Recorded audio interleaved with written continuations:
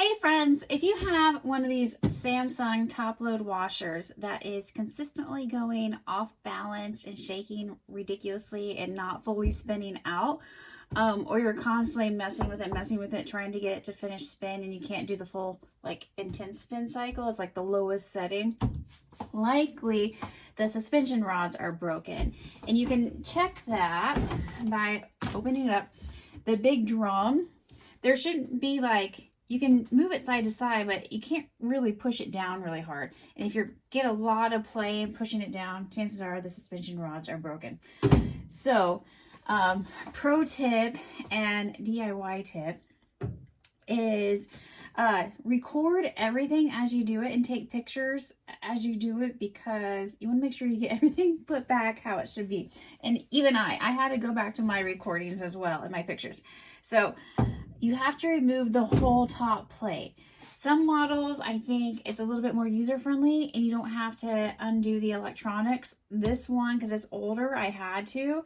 So I first had to remove these two front screws, and I can show videos on that.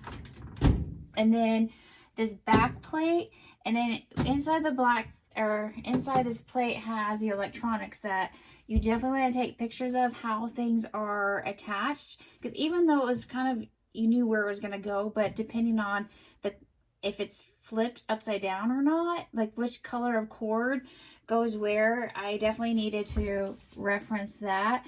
And then there's just two extra bolts in the back that help hold it on.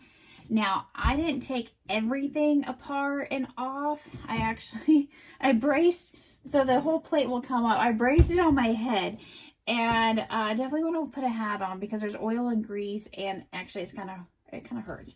So it would be nice to have another set of hands for this job to hold this up. And then I did take a little bit of strength to put these suspension rods back in and pull them out, and they're also like greasy, so then they want to slide. So I end up with a couple pliers. This back corner is the only corner that also has an extra attachment onto the suspension rod, so that you have to undo, and it's kind of hard to see, so shining flashlights, that's why it is nice if you have another set of hands.